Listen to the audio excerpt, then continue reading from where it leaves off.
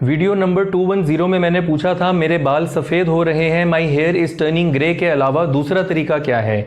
इसका आंसर है my here is greying. यहाँ पर ग्रे एक वर्ब की तरह यूज़ किया गया है जिसका मतलब होता है बालों का सफ़ेद होना। ग्रे एक रेगुलर वर्ब है। अपनी अंग्रेजी और पर्सनैलिटी को बहुत अच्छा बनाने के लिए मेरे आईडी गौरव मोटिव ग्रूम को फॉलो करते रहिए। इनग्रॉस्ड इन या विद का मतलब होता है किसी चीज़ में बिल्कुल खोए हुए होना, तल्लीन होना।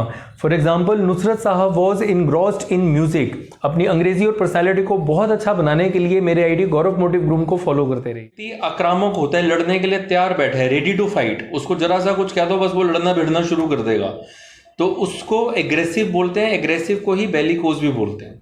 सो ही इज बेलिकोस। अब ही इज बेलिकोस दिया, उस पर कोई रिएक्शन नहीं आएगा कि सर ने नेगेटिव वर्ड पे ही लगा दिया। शी पे शी लगा दूंगा तो एकदम से आएगा ये औरत विरोधी आदमी है। भगवान कृष्ण भगवान विष्णु के अवतार यानी इनकारनेशन थे।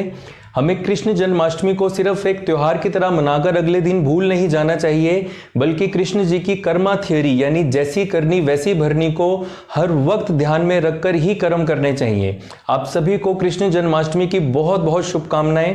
प्रैक्टिकल और रैशनल मोटिवेशन के लिए मेरे आईडी गौरव मोटिव ग्रूम को फॉलो करते हैं। बादाम की अंग्रेजी आमंड होती है। छिलका उतारे गए बादाम को इंग्लिश में ब्लांच्ड आमंड कहा जाता है और भीगे हुए बादामों को अंग्रेजी में सोक्ड आमंड कहते हैं। इसकी सही प्रोनाउंसिएशन आमंड होती है, आलमंड नहीं। इसमें एल साइलेंट रहता है। अपनी अंग्रेजी और पर्सनैलिटी को बहुत अच्छा बनाने के लिए मेरे आईडी गौरव मोटिव ग्रूम को फॉलो करते हैं। बेटर अंडरस्टैंड ये गलत वाक्य है, कॉमन एरर है। सही वाक्य होता है यू हैड बेटर अंडरस्टैंड। इस सेंटेंस का प्रयोग किसी को धमकाने के लिए किया जाता है, जैसे तुम्हारी भलाई इसी में है कि तुम समझ जाओ। You had better understand.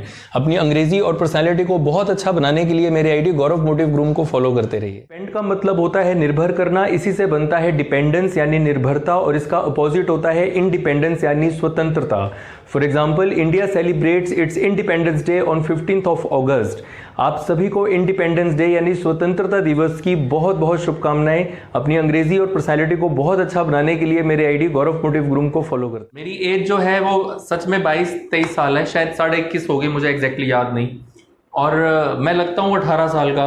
तो आप क्या बोलेंगे, सर आपकी त्वचा से आपकी उम्र का पता ही नहीं चलता, यानी आप अपनी उम्र से छोटे दिखते हो। So you seem small for your age. ठीक है, आई सीम स्मॉल फॉर माई एज। तो ये जो योर है ये चेंज होता रहेगा, वो according to context. She seems small for her age. ऐसा इंग्लिश सीखना बहुत ही ज़्यादा आसान है, क्योंकि जिस मेथड से मैं इंग्लिश लैंग्वेज कोर्स कराता हूँ वो इजीली कॉम्प्रिहेंसिबल है, यानी बहुत ही आसानी से समझ में आने वाला है। ये कोर्स कोई आपको रिकॉर्डेड वीडियोस के जरिए नहीं कराया जाता, बल्कि लाइव सेशंस को अटेंड करा के कराया जाता है। और ये सभी सेशंस इंटरैक्टिव सेशंस होते हैं, यानी आप मुझसे बात कर सकते हैं और जितने भी सवाल हो वो सभी आप उसी वक्त पूछ के क्लियर कर सकते हैं। इसी खासियत की वजह से पूरे इंडिया से हमसे लोग जुड़ रहे हैं और इस कोर्स को ज्वाइन कर रहे हैं। आप भी इस कोर्स के लिए खुद को जल्द ही रजिस्टर कीजिए। अपनी अंग्रेजी और पर्सनैलिटी को बहुत बेहतर बनाने के लिए पूरे सोशल मीडिया पे गौरव मोटिव ग्रूम आईडी को फॉलो करते रहिए। I don't say that we should be positive. I don't say that we should be negative. What I say is we should be realistic. So I'm not one of the motivation speakers who keep on saying be positive, be positive, be positive.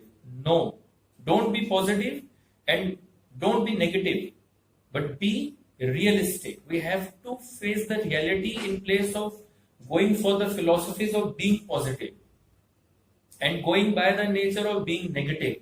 So these two are extremes, but we have to be realistic. Whatever is real, we need to accept that.